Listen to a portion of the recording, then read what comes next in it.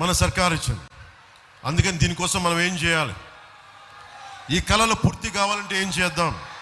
इस सपने को पूरा करने के लिए हमें साथ चाहिए बल्लारपुर की युवा शक्ति का, बल्लारपुर की बहनों का, बल्लारपुर की माताओं का. ఈ కళల్ని సాకారం చేయాలంటే మీరు ఓజీ ఓజీ ఓజీ అంటే సరిపోదు.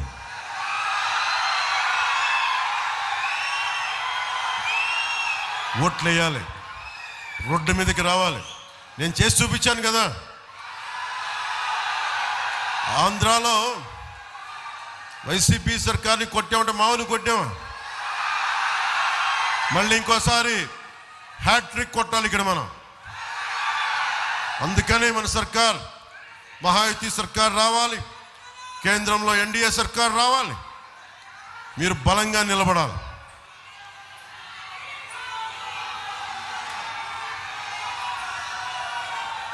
हिंदू हृदय सम्राट बाला साहेब जी ఏం కోరుకున్నారు? बाला साहेब ठाकरे जी चाहते थे एकजुट भारत, जिसे मोदी जी पूरा कर रहे हैं. बाला साहेब గారు కోరుకుంది ప్రాంతీయతలో బలంగా పెరుగుతూనే జాతీయవాదం పెరగాలి, సనాతన ధర్మం పరిరక్షింపబడాలి. అది మోడీ గారు చేస్తా ఉన్నారు. बाला साहेब ठाकरे जी चाहते थे राम मंदिर, जिसे एनडीए ने नरेंद्र मोदी जी नेतृत्व में पूरा करके दिखाया.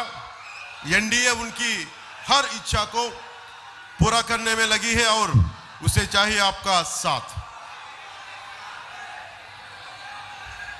अब ये महाराष्ट्र की जनता निर्णय लेगी कि हमें बटना है और कमजोर होना है या जुड़ना है और मजबूत बनना है.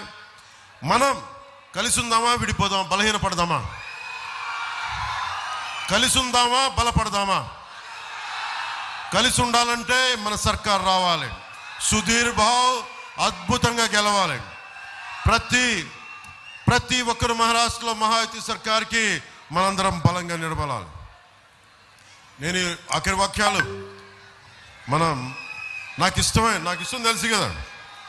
నా పిల్లలిద్దరూ మరాఠీలో మాట్లాడుతున్నా. నా పిల్లలిద్దరితోటి, నా కొడుకుతోటి, నా కూతురుతోటి.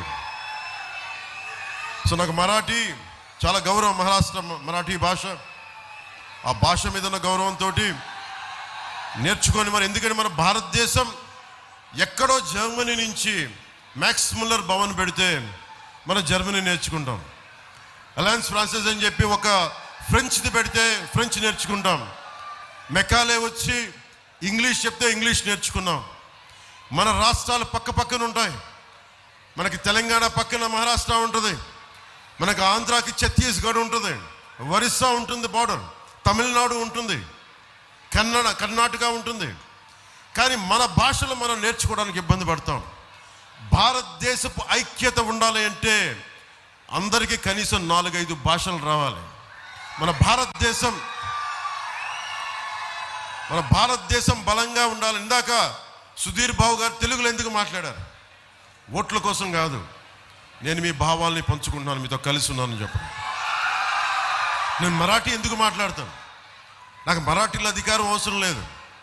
ప్రజలు బాగుండాలి, ప్రజల అభివృద్ధి ఉండాలి, మహారాష్ట్ర అభివృద్ధి ఉండాలి. అది ఎలా చెప్పగలను? మరాఠీ భాషలో చెప్పాలని ప్రయత్నం చేస్తాను. కొన్ని తప్పులు ఉన్నప్పటికీ కూడా క్షమించమని ఎందుకు కోరుకుంటానంటే అది అహంకారంతో మాట్లాడడం, తెలిసినట్టు మాట్లాడటం కాదు, ఒక ప్రయత్నం చేస్తున్నాను.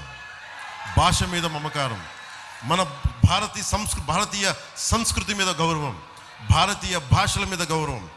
సనాతన ధర్మాన్ని కాపాడటం అంటే కేవలం భగవారంగు కాదు, రామ మందిరం కాదు, వాటితో పాటు మన భాష, మన యాస, మన మాండలిక, మన సంస్కృతులు. అందుకు అన్ని భాషలు ఇక్కడున్న తెలుగు వారందరికీ కూడా చెప్తున్నాను, మీకు మరాఠీ వచ్చు, హిందీ వచ్చు, మన తెలంగాణ మాండలికం వచ్చు. జనసేన సభ పెట్టినప్పుడు 2014లో గద్దరన్న గారి పాట పాడాను. బండెనక బండి గట్టి 16 బండ్లు గట్టి ఏ బండిలో పోతావు కొడుకో నైజాం సర్కారోడా. ఇవన్నీ మన భాష మీద ఇష్టం, భాష మీద గౌరవం.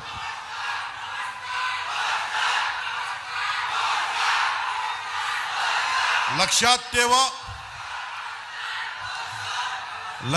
ठेवा, जो देणार कष्टाला किंमत, तरुणांना हिम्मत, त्याच्या देणार तुम्ही मत. मैं बल्लारपुर की जनता से अनुरोध